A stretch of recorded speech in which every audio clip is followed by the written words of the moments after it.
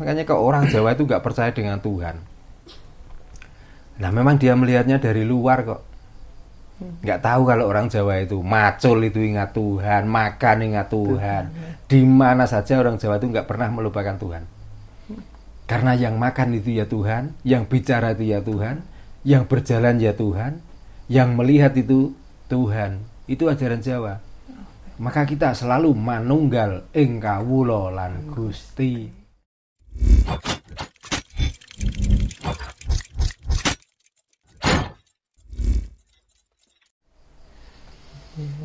Nah, terus bahkan tadi di bulan Suro terus kesangkan Pak Raning Dumadi tadi sempat nyinggung tentang suwung, bahwa tidak melakukan apa-apa itu masuk ke fase alam suwung tersebut. Suwung. Nah kan sempat dulu itu Mbah menjelaskan bahwa menuju ke manunggalan itu kita harus memahami suwung tersebut. Yeah. Nah kan tadi konsepnya dari Sangkan Pak Raning Dumadi. Nah ini mungkin agak gimana gitu membahasnya. Cuman apakah bisa disebutkan bahwa senggama itu puncak dari kemanunggalan? Ya dimakan manunggal ing kawula lan Gusti ya senggama itu. Tapi suwung sudah beda. Suwung itu artinya sendiri. Nah, artinya sendiri itu gini, kita nggak melakukan apa-apa, kita nggak berpikir apa-apa, kita sudah nggak ada apa-apa dan tidak ada siapa-siapa, itu suwung. Yaitu alamnya siapa? Yaitu alamnya Gusti. Gitu loh. Di saat kita melakukan apa-apa dan kita berbuat apa-apa, itu adalah manunggal. Ing kawula. Setelah manunggal apa buahnya? Buahnya menjadi Sangkan Pak Raning Dumadi. Gitu. Jadi kita ngomong alam suwung itu alam apa? Gimana? Jawabannya mudah. Alam suwung adalah alamnya Tuhan. Gitu. Kita hidup itu ada apa toh? Nah itulah yang dinamakan suwung. Gitu loh. Yang hidup itu tangan kita, apakah mata kita, apakah hidung kita? Karena orang mati itu masih lengkap, ada mata, ada hidung, ada tangan. Tapi di saat dia mati, dia sudah nggak bisa bergerak apa-apa. Berarti kalau suwung itu adalah alamnya Tuhan. Berarti yang gerak, yang berkedip, yang bicara itu adalah Tuhan. Gitu loh. Makanya kok orang Jawa itu nggak percaya dengan Tuhan. Nah memang dia melihatnya dari luar kok. Nggak tahu kalau orang Jawa itu macul itu ingat Tuhan, makan ingat Tuhan. Di mana saja orang Jawa itu nggak pernah melupakan Tuhan. Karena yang makan itu ya Tuhan, yang bicara itu ya Tuhan, yang berjalan ya Tuhan, yang melihat itu Tuhan. Itu ajaran Jawa. Maka kita selalu manunggal ing kawula lan Gusti. Gitu. Jadi bukan gerakan inilah yang gimana memanunggalkan. Ini apa ini, habis ini ya sudah, nggak ingat lagi. Oh dia ingat Tuhan kok di saat melakukan itu saja. Setelah nggak melakukan nggak ingat sama sekali. Makanya orang yang selalu bersama Tuhan, orang yang selalu ingat Tuhan, hidupnya itu enak, enjoy saja. Karena semua yang berbuat ini adalah Tuhan. Ya itu yang dinamakan alam suwung. Kita menyentuh ke situ enggak. Setelah kita sentuh, fungsikan Tuhan itu. Jadi hidup nanti lah tertata lah enak. Gitu nih. Kita sudah disentuhkan ke sana, kita masih kadang-kadang mikir, wah saya begini ini dibuat orang, wah saya ini karena disandet orang. Ya lepas lagi Tuhan, nggak berfungsi lagi. Gitu. Kita sudah bekerja nggak berhasil dan lain sebagainya. Nah memang Tuhanmu nggak difungsikan kok. Alam suwungmu kamu nggak menyentuh ke sana.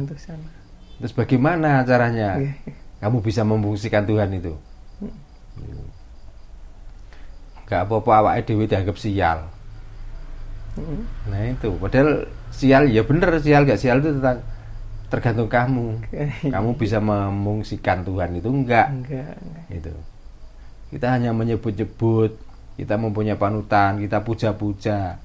Nah nurnya yang ada di dalam dirimu enggak kamu manfaatkan. Ya sama saja. Malamnya bersolawat, besok gunjing orang. Ya, malamnya zikir, minta ampun. Paginya sudah memfitnah orang. Gitu. Setiap ucapannya seolah-olah itu dzikir, tapi perbuatannya selalu menyakiti perasaan orang lain. Nah, apakah dengan begitu itu Tuhan kamu akan fungsi? Kan enggak. Ya, untuk memfungsikan Tuhan ya paling tidak kita itu satu, sabar. Dalam arti sabar itu bukan ya sudah dapatnya segini. Dalam arti sabar dapat karena segini, maka saya akan mencari tambahan. Yang penting ini enggak merugikan orang lain. Itu yang dinamakan sabar. Bukan kok sabar dapatnya segini ya sudah saya terima. Itu namanya sabar bar tanpa tawakal. Kayaknya orang banyak yang sabar tapi kita nggak berbuat apa-apa. Ya sudah, jalan di tempat wae. Yang namanya sabar itu adalah budidoyo. Budidoyo atau kita itu berusaha. Itu namanya sabar. Gitu. Kalau nggak dapat, ya tetap kita harus berusaha supaya sampai dapat. Jangan sampai kalah dengan orang lain pendapatan itu. Orang lain bisa kalau kita kalau sudah gitu. Didogma memang Tuhan hanya memberi segitu, ya sudah nikmati saja. Omongan seperti itu. Kamu melarat tetap melarat. Orang lain sudah naik motor baru, kamu masih motor 75, itu pun nggak dipakai baut, taleni kawat. Ya sabar wae. Sabar. Nah itu pola mindset pemikiran yang emang kita itu harus fleksibel ya, seperti itu Mbah. Kadang gitu kan mungkin saya mendengar semoga salah gitu kan. Banyak orang-orang itu yang selalu ya tokoh-tokoh bilang umpama ada seseorang itu meminta pendapat ketika ini kenapa hidupku kayak gini ya sabar, tapi dibalik si orang tersebut bilang sabar ke orang yang kesusahan itu, ternyata di baliknya itu dia sudah tercukupi semua gitu. Terus bilang sabar ke orang lain. Nah itu menurut saya konsepnya gimana gitu Mbah? Kadang nah makanya sekarang gini, kita tuh jangan pernah mendengarkan orang-orang yang mengatakan sabar, yang mengatakan yang lainnya, yang kira-kira dia itu nggak bertanggung jawab. Dia bisa ngomong sabar karena sudah punya apa-apa. Itu loh masalahnya. Dia suruh sudahlah, beribadahlah yang tekun. Kalau dia pun ibadah, dia nggak nanti akan beli apa-apa sudah ada uang kok. Lah orang yang nggak punya uang disuruh seperti itu, makin lama makin kejiret, makin lama makin sengsara. Karena sudah banyak loh orang-orang yang terdogma seperti itu, hidupnya nggak pernah ada perubahan dan selalu dia jalan di tempat itu dinikmati. Karena dia kadang-kadang terdogma omongan melarat non dunya ora dadi apa-apa. Nah, melarat no akhirat dadi sengsara. Nah, yang dipikirkan nanti setelah hidup ini. Lah padahal dia tuh merasakan di waktu hidup. Nah, ini loh. Ini. Makanya harus lebih hati-hati. Makanya sebelum kita itu mati, mumpung kita tuh masih hidup, fungsikanlah Tuhan itu, fungsikanlah hidupmu. Supaya kamu nggak kalah dengan orang lain. Gitu. Makanya kalau mengandalkan Tuhan setelah disembah akan memberi, kata siapa? Nggak ada cerita seperti itu. Kalau ingin kamu makmur dan memuliakan Tuhan, ya caranya manfaatkan Tuhan itu supaya mendapatkan rezeki. Setelah dapat rezeki, baju sudah agak apa nih ngarani? Udah jelek, ya beli yang baru. Supaya Tuhan ini senang dipakai baju baru. Itu perut sering dimakani makan nggak enak. Kalau dibuat ke restoran, supaya Tuhan pun juga senang makan makanan yang enak itu. Setelah diberikan makanan enak, pakaian yang bagus, maka Tuhan itu akan giat untuk mencari rezeki itu. Yang penting jalannya tuh halal, nggak menyakiti dan tidak merugikan orang lain. Cuman itu. Nah ini menarik Mah, saya menangkapnya bahwa ketika mungkin itu emang saya pribadi ke doktrin juga gitu kan Mah, ketika ngapain cari dunia gitu kan gak jadi apa-apa. Tapi dengan penjelasan Mbah sendiri ketika baju saya sudah jelek gitu kan, tidak mempunyai percaya diri dengan bertemu orang lain, padahal kan dengan bertemu orang lain itu suatu jalan mendapatkan rezeki juga gitu kan.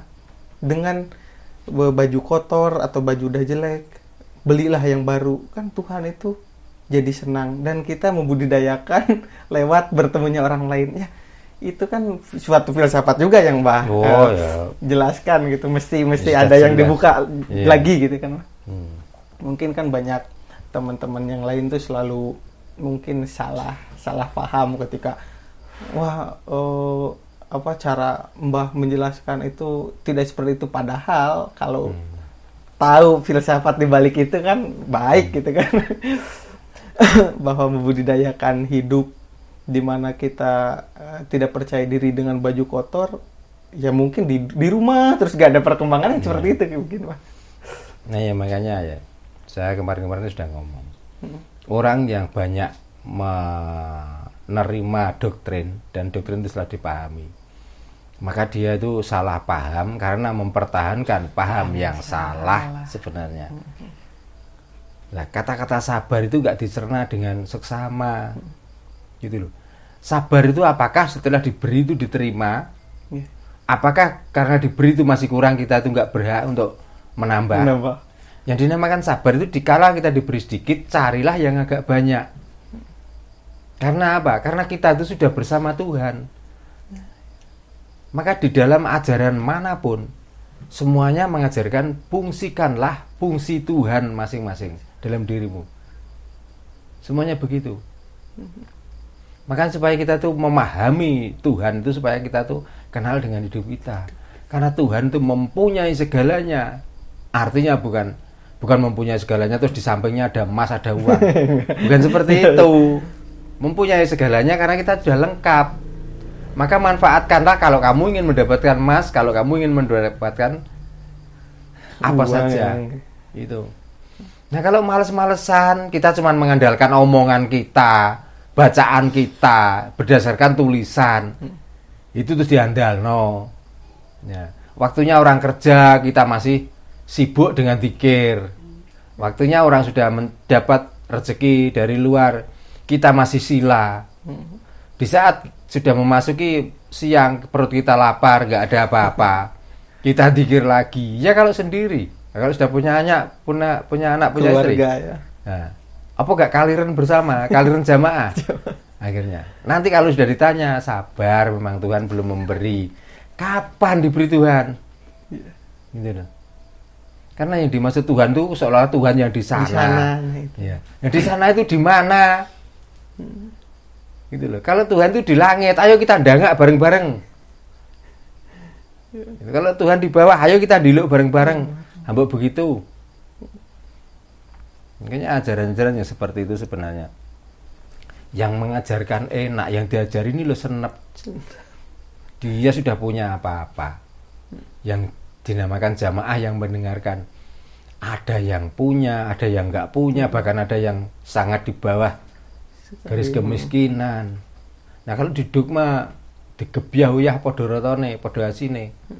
Ayo kasihan orang-orang yang di bawah itu. Gitu. Terus tadi kan ketika kita berjalan, ketika kita berbicara, ketika kita melihat bahwa itu adalah Tuhan gitu kan, Mbah. Yeah. Tadi Mbah menjelaskan seperti itu. Namun ketika hal itu buruk, umpama berbicara buruk, apakah itu masih Tuhan? Ya kita percaya nggak bahwa kita itu abdi? Ya. Abdi itu kaulo. Okay. Kaulo itu utusan. Ya. Kita percaya nggak? Kalau kita sudah diutus, kita sebagai abdi mau menolak bagaimana? Nah kita maling kan karena masih ada nyawa. Yeah. Nggak ada nyawa masih maling, paling mantan maling. Atau bekasnya maling yang mati. Kan begitu. Kita maling kan karena masih hidup. Nah hidup itu gerakan Tuhan kok. Nah kenapa Tuhan membuat maling? Ya supaya kita itu berkaca dari situ. Perbuatan-perbuatan inilah yang kira-kira salah gitu loh. Perbuatan yang begini itulah perbuatan yang benar.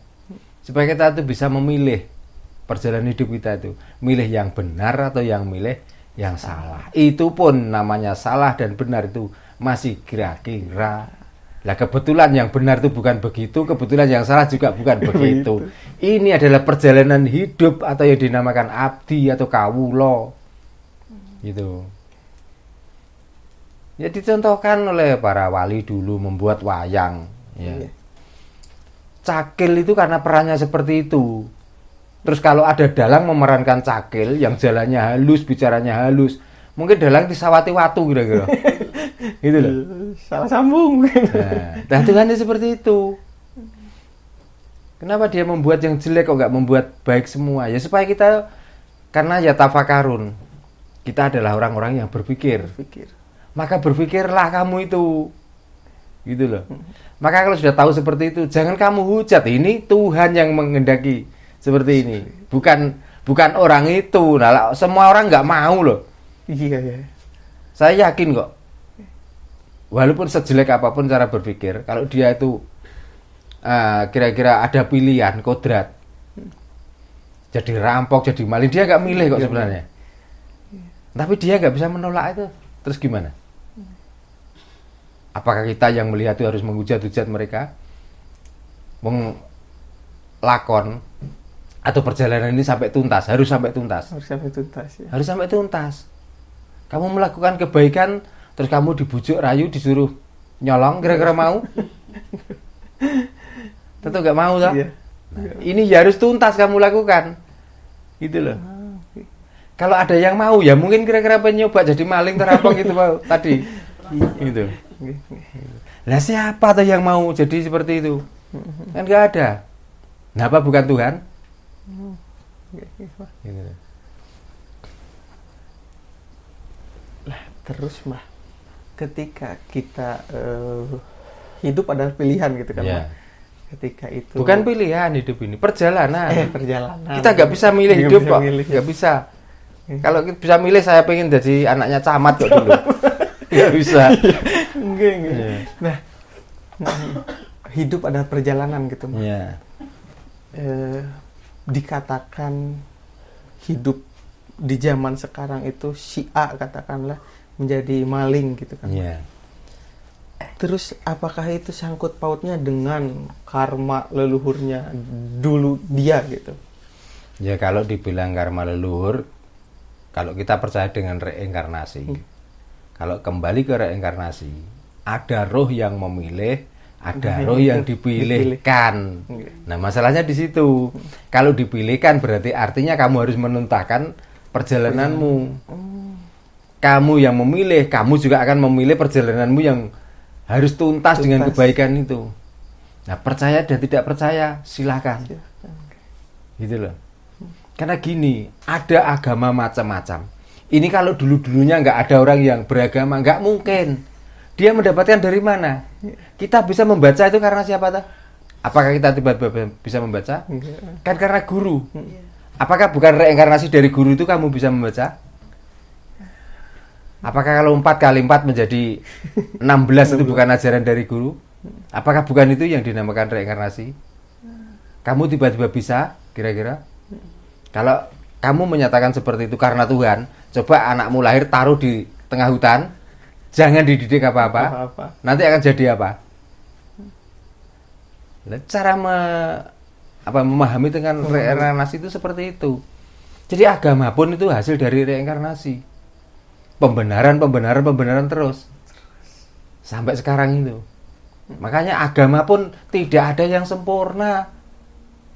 Dari awal itu pembaruan terus sampai sekarang. Makanya supaya tidak ada pembaruan, ya langsunglah kita manunggal ke Gusti. Itu tidak akan pembaruan sampai kapanpun, karena baru terus. Nah, gitu. Makanya kalau memang agama itu sempurna dan agama itu adalah sudah dari sana patennya, kenapa timbul kitab yang macam-macam? Yang dulu-dulu apakah kitab itu nggak berlaku atau nggak ada manfaatnya, kok sekarang itu timbul setiap orang menerbitkan kitab? Apakah bukan bukti bahwa agama itu nggak ada yang sempurna? Perlu penyempurnaan terus-menerus menyesuaikan dengan jalannya atau perjalanan zaman ini.